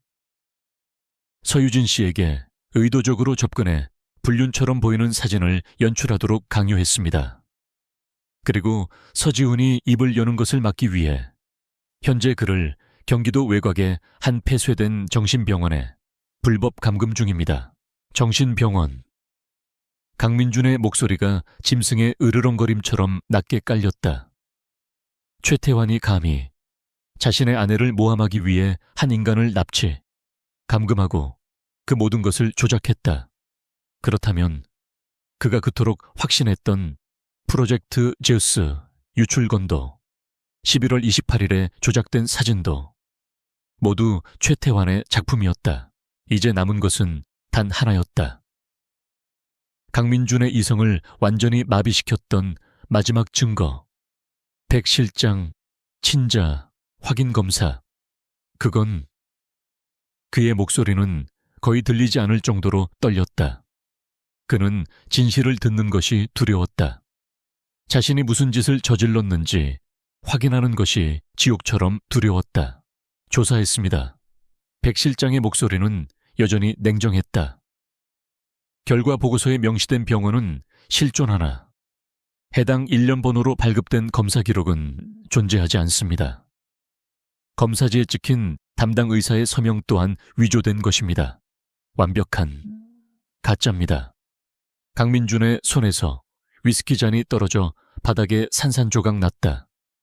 불일치. 그 단어는 거짓이었다. 모든 것이 거짓이었다. 자신의 아이였다. 유진은 자신을 배신하지 않았다. 그녀는 억울한 누명을 쓴 채 8개월의 몸으로 자신의 손에 의해 지옥으로 내쫓겼다.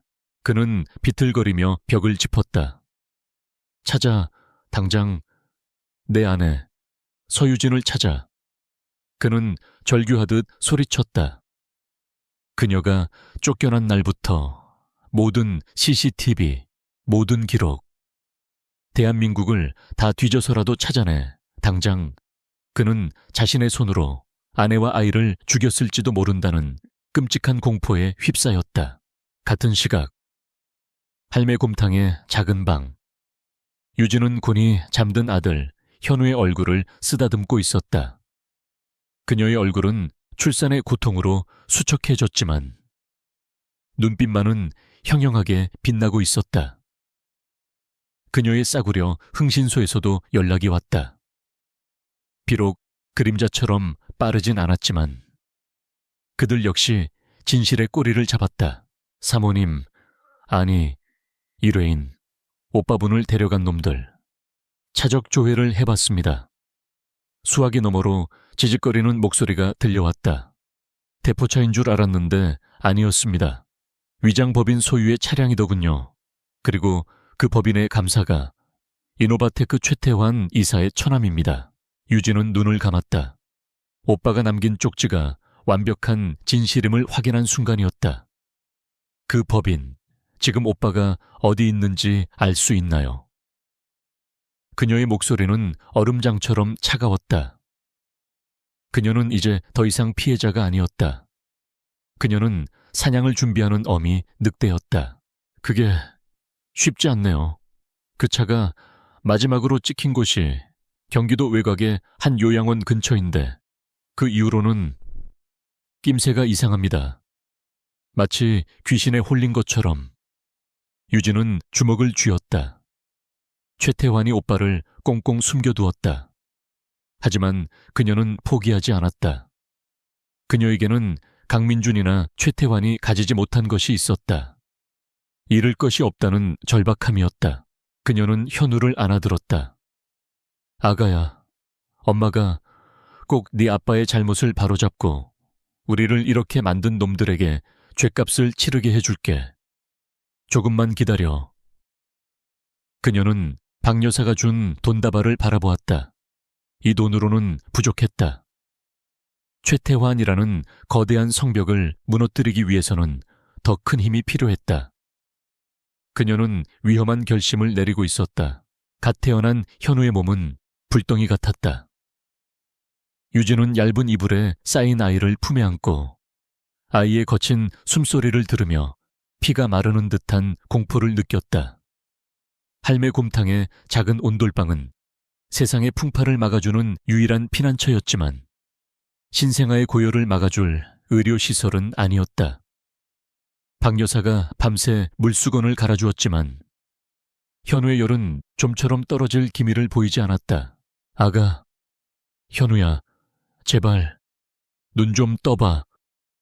유진은 애원했다. 이틀 전 차가운 빗속에서 쫓겨나 낡은 트럭에서 겪었던 그 지옥 같은 출산의 후유증이 아이를 덮친 것이었다. 아이는 너무 약하게 태어났고 유진은 자신의 무력함에 절망했다. 그녀는 복수를 다짐했지만 지금 당장 아이가 죽어가고 있었다. 그녀의 복수는 시작도 하기 전에 끝나려 하고 있었다. 새벽녘 아이의 숨소리가 거의 끊어질 듯 가늘어지자 박 여사가 단호한 결정을 내렸다. 안 되겠다. 이러다 애 잡겠어. 병원에 가야 해. 유진은 공포에 질려 고개를 저었다. 안 돼요, 아주머니. 병원에 가면 최태환이 금방 찾을 거예요, 그놈들이. 박 여사는 유진의 뺨을 가볍게, 하지만 아프게 때렸다. 정신 차려. 이 바보 같은 애미야. 지금 내 복수가 중요해. 내 아들 목숨이 중요해. 박 여사의 호통에 유진은 정신이 번쩍 들었다. 내가 아는 작은 소아과 의원이 있어. 은평구 쪽에. 원장이 돈은 밝혀도 입은 무거운 인간이야. 일단 거기로 가자. 내가 놈들 눈을 속일 수 있게 뒷골목으로 안내할게. 유진은 눈물을 머금고 현우를 단단히 감쌌다. 같은 시각 이노바테크 회장실. 강민주는 48시간 만에 처음으로 눈을 붙이려 했지만 단 1분도 잠을 이룰 수 없었다. 불일치라는 거짓 단어와 말기암 환자라는 진실이 그의 뇌를 태우고 있었다. 그는 자신의 손으로 아내와 아이를 칠흑 같은 어둠 속으로, 어쩌면 죽음 속으로 밀어 넣었다. 그들이 과연 살아있을까? 백 실장의 연락만을 초조하게 기다리고 있었다. 최태환 역시 자신의 사무실에서 손톱을 물어뜯고 있었다. 강민준의 태도가 지난 이틀간 미묘하게 변했다. 그가 자신을 의심하기 시작했다. 프로젝트 제우스 건을 다시 묻고 서지훈의 행방을 집요하게 캐물었다. 최태환은 직감했다. 강민준이 무언가를 알아차렸다. 이대로는 위험했다. 그의 완벽했던 계획에 균열이 생기고 있었다. 그는 독사 백 사장에게 비밀리에 전화를 걸었다. 서지훈, 그놈 당장 처리해. 흔적도 남기지 말고 깨끗하게. 그는 잠시 망설였다. 서유진, 그 여자가 살아있는 것도 문제였다. 그리고 서유진을 찾아 만삭의 몸으로 멀리 못 갔을 거야. 서울 시내 모든 병원, 산후조리원, 하다못해 허름한 모텔까지 샅샅이 뒤져. 아이와 함께 찾으면 그것도 처리해. 그는 모든 증거를 인멸하기로 결심했다. 바로 그때 강민준의 암호화된 특수전화가 거의 동시에 두 개의 라인에서 울렸다. 백 실장이었다. 목소리가 다급했다. 회장님, 서지훈을 감금한 정신. 병원을 찾았습니다. 경기도 555입니다. 하지만 최태환의 용역 깡패들, 독사의 부하들도 그쪽으로 이동 중입니다. 아마 증거를 인멸하려는 것 같습니다. 민준이 자리에서 벌떡 일어나기도 전에 백 실장의 다른 라인에서 두 번째 보고가 들어왔다. 회장님, 서유진 씨로 추정되는 여성의 제보입니다. 신생아를 안고 금방 은평구에 한 작은 소아과 의원으로 들어갔다고 합니다. 아이가 고열로 위중한 상태인 듯합니다. 하지만 그 동네는 독사의 활동구역입니다. 최태환의 끈앞풀들이 이미 수색망을 좁히고 있을 수 있습니다. 강민준의 머릿속이 차갑게 돌았다. 두 개의 화급한 보고. 증거 서지훈인가? 아니면 아내와 아이인가? 그는 단 한치의 망설임도 없었다. 백 실장 자네는 그림자의 모든 팀을 이끌고 서지훈을 확보해 그놈은 최태환을 무너뜨릴 유일한 증인이다. 반드시 살려서 데려와 그는 첫 번째 라인을 끊고 재킷을 움켜쥐었다. 나는 유진에게 간다. 그는 보안팀도 비서도 부르지 않았다. 그는 자신의 개인 차고로 달려가 먼지가 쌓여있던 가장 빠르지만 눈에 띄지 않는 검은색 슈퍼카의 시동을 걸었다. 그의 눈은 핏발이 서 있었다. 그는 지옥으로 달려가고 있었다. 자신이 만든 지옥으로 자신의 아내와 자신의 아이를 구하기 위해 은평구의 작은 소아과. 유진은 초조하게 현우를 안고 있었다.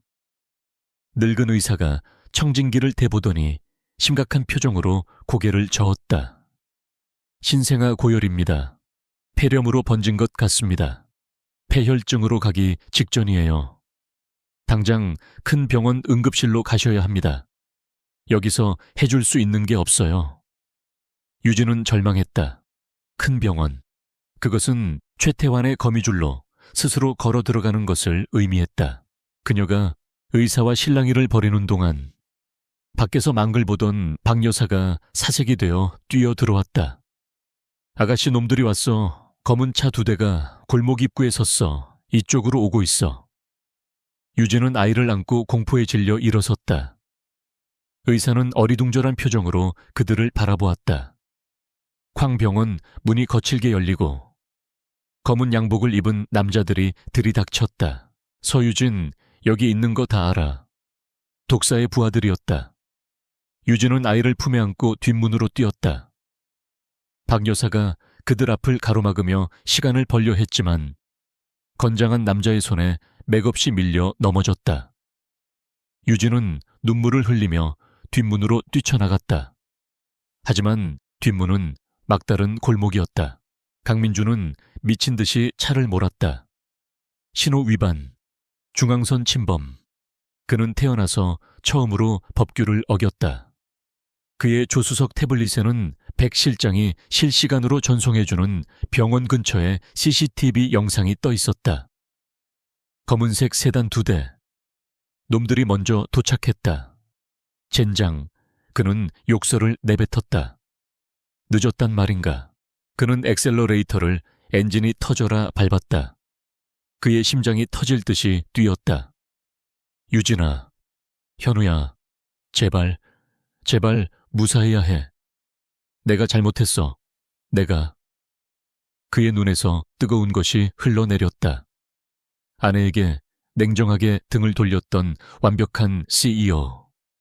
그는 이제야 모든 진실을 알고 울부짖으며 그녀에게 달려가고 있었다. 병원 뒷골목. 유진은 현우를 품에 안고 차가운 벽에 등을 기댔다. 더 이상 도망칠 곳이 없었다. 남자들의 발소리가 가까워졌다. 그들의 거대한 그림자가 골목 입구를 덮었다. 찾았다. 서유진. 남자의 비열한 목소리가 울려 퍼졌다. 유진은 아픈 현우를 감싸 안고 눈을 감았다. 모든 것이 끝났다고 생각한 바로 그 순간. 끽! 타이어 타는 냄새와 함께 칠흑 같은 슈퍼카 한 대가 골목 입구를 가로막으며 미끄러지듯 멈춰 섰다. 눈부신 헤드라이트가 남자들의 눈을 멀게 했다. 차문이 열리고 핏발선 눈에 강민준이 내렸다. 내 아내와 내 아들에게서 손떼, 이 개자식들아.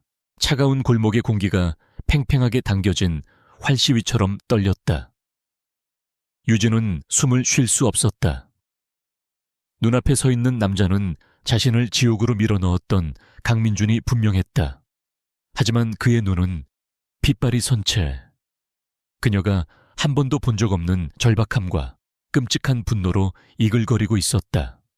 현우의 뜨거운 숨결이 목덜미에 닿았다. 그녀는 이 상황이 또 다른 악몽의 시작일지도 모른다고 생각하며 아이를 더욱 세게 끌어안았다. 강민준의 시선은 골목 안쪽의 유진과 그녀의 품에 안긴 작은 생명체에 고정되었다. 핏물과 땀에 젖은 낡은 이불. 그 속에서 간신히 색색거리는 숨소리. 자신의 아들. 놈들의 손이 닿기만 해도 부서질 것 같은 그 연약한 존재. 그의 이성이 분노로 끊어지는 소리가 났다. 그는 유진을 보았고 자신의 죄를 보았다. 그는 자신이 지은 죄의 무게를 직시했다. 이게 누군가? 강민준 회장님 아니십니까? 앞장선 남자가 비열하게 웃었다. 독사의 부하 중 가장 잔인한 자였다. 여기까지 행차하시다니 최 이사님이 알면 놀라시겠는데 아니면 마무리를 직접 하시러 온 겁니까? 그들은 강민준이 혼자라는 것을 확인하고는 너클을 고쳐주었다. 그들에게는 돈을 지불한 최태환의 명령이 법이었다. 닥쳐. 강민준의 목소리는 얼어붙어 있었다. 그는 대답 대신 행동했다. 그는 정장 재킷을 벗어 던질 시간도 없이 가장 가까이 있던 남자의 복부를 향해 전력으로 돌진했다. 명문대 수석 졸업생, 천재 CEO. 그의 삶에 이런 거친 싸움은 없었다. 하지만 지금 그는 아들을 지키려는 수컷 사자 그 자체였으며 자신의 실수를 만회하려는 절박한 남자였다. 강민준은 태어나서 누군가를 이토록 증오해 본 적이 없었다. 최태환, 그리고 자신. 그는 자신의 오만함이 이 모든 비극을 만들었음을 알았다. 그 분노가 그의 육체를 지배했다. 깡패가 휘두른 쇠 파이프를 팔로 막아냈다. 뼈가 울리는 고통이 전해졌지만 그는 오히려 놈의 팔을 잡아 비틀었다. 고통을 느낄 새도 없었다. 유악, 비명소리와 함께 소의 파이프가 바닥에 떨어졌다. 민주는 그것을 집어들 새도 없이 다른 놈이 휘두른 주먹에 다시 얼굴을 맞았다. 피가 튀었다. 하지만 그는 쓰러지지 않았다. 그는 유진과 현우가 있는 막다른 골목을 등지고 섰다. 그가 무너지면 모든 것이 끝이었다. 그의 뒤에는 그의 세상 전부가 있었다. 유진은 눈을 크게 떴다. 강민준이 싸우고 있었다. 자신과 아이를 위해 피를 흘리면서 자신을 역겹다고 말했던 그 남자가 깡패들의 주먹을 맞아가며 버티고 있었다. 그녀의 혼란스러운 머릿속에 왜라는 질문이 맴돌았다. 그는 왜 이제 와서 그는 모든 것을 알고 있단 말인가? 민준이 한 놈을 벽에 매다 꽂았을 때 그의 주머니에서 암호화된 전화기가 요란하게 울렸다. 그는 주저없이 스피커폰으로 전화를 받았다. 피 묻은 손으로 스크린을 눌렀다. 백 실장 말에 회장님 서지훈 확보했습니다. 놈들이 약물을 주입하려던 찰나였습니다. 그가 모든 것을 자백했습니다. 최태환의 협박, 조작된 사진, 그리고 백 실장의 목소리는 긴박했다. 서지훈의 증언은 모두 녹화했습니다.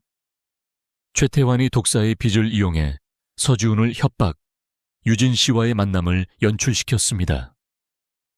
11월 28일의 사진은 회장님이 뉴욕에서 영상통화를 하던 바로 그 시각, 서지훈이 유진 씨를 잠시 불러내 찍은 것입니다. 유진 씨는 오빠가 위험하다는 말에 달려나갔던 것뿐입니다. 그리고 유전자 검사, 최태환은 회장님의 비서실에서 칫솔을 훔쳤습니다. 하지만 유진 씨의 샘플은 임신 사실을 알기 전 그녀가 건강검진을 위해 방문했던 작은 병원의 간호사를 매수해 그녀의 혈액 샘플을 빼돌렸습니다. 그리고는 완전히 다른 남자의 유전자와 비교하여 불일치 보고서를 조작했습니다. 백 실장은 마지막 쐐기를 박았다. 서지훈이 감금되어 있던 정신병원 사무실에서 최태환의 비밀 장부를 찾았습니다. 모든 조작의 증거, 비자금 내역, 그리고 이노바테크 기술 유출을 시도한 진짜 내역서까지 완벽합니다. 회장님, 모든 게 최태환의 자작극이었습니다.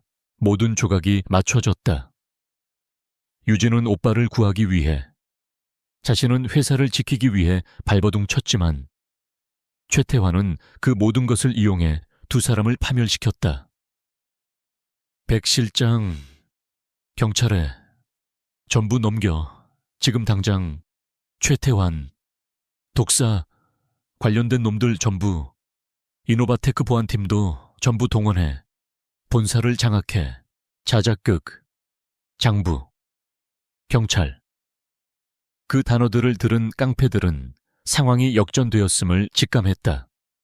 그들은 쓰러진 동료를 버려둔 채 골목 입구로 달아나기 시작했다. 민주는 그들을 쫓지 않았다. 그의 임무는 여기가 아니었다. 그는 피가 흐르는 입술을 닦으며 유진을 향해 비틀거리며 걸어갔다. 유진은 뒷걸음질 쳤다. 그녀는 모든 것을 들었지만 여전히 그를 믿을 수 없었다. 그의 손에 의해 지옥을 맛보았다. 오지마, 오지마요. 그녀의 목소리는 공포로 떨렸다. 그녀는 이 남자가 다시 자신을 상처 입힐까봐 두려웠다. 민주는 그녀의 몇 걸음 앞에서 멈춰 섰다. 그리고 그는 보았다. 낡은 이불 틈새로 보이는 아이의 얼굴. 고열로 붉게 달아올랐지만 그것은 의심할 여지 없이 자신의 얼굴이었다. 자신의 어린 시절 사진과 똑 닮은 콧날, 감긴 눈매, 자신의 핏줄, 자신이 버렸던 아들, 자신이 역겹다고 말했던 바로 그 생명. 강민준의 입에서 신음이 터져 나왔다. 그가 맹신했던 논리, 그의 오만함, 그의 자존심이 산산조각 났다. 그는 아내에게 등을 돌렸다. 그는 자신의 아이를 더러운 놈의 자식이라 경멸했다. 그는 자신의 손으로 12월의 그 차가운 밤에 8개월의 임산부를 사지로 내몰았다. 그는 살인자나 다름없었다. 유진아, 아가야. 그가 무릎을 꿇었다. 차가운 골목바닥에 25년 평생 단 한 번도 흘리지 않았던 뜨거운 눈물이 그의 뺨을 타고 흘러내렸다. 그가 무너뜨린 것은 유진의 산만이 아니었다. 그가 무너뜨린 것은 자신의 영혼이었다. 내가 잘못했어. 유진아, 그는 어린아이처럼 목 놓아 울음을 터뜨렸다. 유진은 울부짖는 민준의 모습을 망연자실하게 바라보았다. 그토록 차갑고 잔인했던 남자가 피투성이가 된 채 자신의 발밑에서 무너져 울고 있었다. 자작극, 매수 증거. 그녀는 모든 조각이 맞춰지는 것을 느꼈다. 모든 진실을 알게 되었다. 하지만 지금은 그 무엇도 중요하지 않았다. 현우의 숨이 점점 약해지고 있었다. 아이가 숨을. 유진의 절박한 외침이 울음소리를 뚫고 민준의 귓가에 박혔다. 민준은 울음을 삼켰다. 죄책감은 나중 문제였다. 그는 벌떡 일어섰다. 아이가 죽어가고 있었다. 자신의 아들이 병원, 병원으로 가야 해. 그는 자신의 피 묻은 재킷을 벗어 유진과 아이를 감쌌다. 날 용서하지 마. 하지만 제발, 현우, 우리 아들, 살려야 해. 그는 유진이 반항할 틈도 없이 그녀와 아이를 조심스럽게, 하지만 강하게 안아들었다. 22살의 아내는 깃털처럼 가벼웠고 아이는 꺼져가는 불씨처럼 위태로웠다. 그는 자신의 슈퍼카를 향해 달렸다. 버텨. 유진아, 현우야. 아빠가 미안해. 그의 울음 섞인 목소리가 차가운 밤 공기를 갈랐다. 강민준의 슈퍼카는 단순한 기계가 아니라 시간을 거스르려는 한 남자의 절박한 의지처럼 밤거리를 질주했다. 타이어 마찰음이 서울의 밤을 찢었다. 유진은 피 묻은 남편의 재킷에 쌓인 채 꺼져가는 아들의 숨소리에만 모든 신경을 집중했다. 그녀의 머릿속은 혼돈 그 자체였다. 남편의 울부짖음, 백 실장의 통화 내용, 자작극, 조작. 모든 진실이 한꺼번에 밀려왔지만 지금은 그 무엇도 아이의 생명보다 중요하지 않았다. 민주는 이노바테크 재단이 운영하는 대한민국 최고의 의료시설을 갖춘 병원 응급실 입구에 차를 거칠게 세웠다. 그는 차에서 내리자마자 유진과 아이를 안아들고 병원 안으로 뛰어들었다. 그의 피투성이 몰골과 절박한 외침은 로비를 순식간에 얼어붙게 만들었다. 의사 당장 최고의 소아과, 의사 불러 내 아들이다. 강현우, 내 아들이 죽어가고 있다고. 그의 외침은 천둥과 같았다. 강민준 회장, 그를 알아보는 간호사들과 의사들이 경악하며 달려들었다. 즉시 최고 등급의 응급 상황이 발령되었다. 이동식 침대가 달려왔고 유진은 거의 실신 직전인 상태로 아이를 신생아 집중치료팀에게 넘겼다. 작은 몸이 제세동기와 각종 생명 유지 장치에 둘러싸여 응급실 안쪽으로 사라졌다. 유진은 현우야 라고 외치며 그 뒤를 따르려 했지만 그 순간 그녀의 다리가 풀렸다. 출산 후의 과로, 극심한 스트레스, 그리고 아이가 안전해졌다는 안도감이 한꺼번에 몰려오며 그녀의 의식을 앗아갔다. 강민주는 쓰러지는 유진을 가까스로 받아 안았다. 유진아, 서유진, 정신 차려. 그는 자신의 아들이 중환자실로, 아내는 응급처치실로 동시에 실려가는 지옥 같은 광경을 복도 한가운데서 망연자실하게 지켜봐야 했다. 피 묻은 그의 손이 허공에서 떨고 있었다. 얼마나 시간이 흘렀을까. 유진은 부드러운 침대의 감촉에 눈을 떴다. 응급실이 아닌 최고급 병실이었다. 팔에는 영양제가 꽂혀 있었다. 그녀는 벌떡 일어나려 했지만 몸이 청은망은이었다. 현우는, 내 아들은 바로 그때 병실 문이 조용히 열렸다. 강민준이었다. 그는 피 묻은 셔츠 대신 병원 가운을 걸치고 있었지만 얼굴의 상처와 멍은 그대로였다.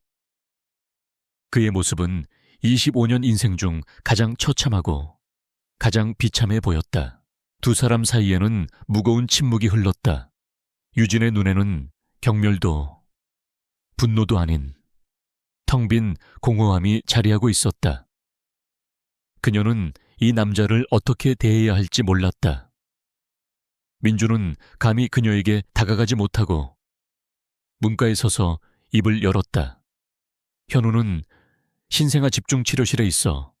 폐렴이 심했지만 약물 투여가 시작됐고 의사 말로는 고비는 넘긴 것 같다고. 유진은 그제야 참았던 숨을 내쉬며 눈을 감았다. 눈물이 뺨을 타고 흘렀다. 민주는 그 눈물을 닦아줄 자격조차 없었다. 그는 떨리는 목소리로 말을 이었다. 당신은 출산 후유증과 탈진이었어. 절대 안정이 필요해. 유진은 그를 바라보았다. 왜 그랬어요? 그녀의 목소리는 쇳소리처럼 갈라졌다. 왜 나를 믿지 않았죠? 왜 그 모든 거짓말에 속았죠? 민주는 고개를 숙였다. 내가 오만했으니까. 그는 변명하지 않았다. 나는 내 논리를 맹신했고 내 감정을 불신했어. 배신당할지도 모른다는 두려움이 내 눈을 멀게 만들었어.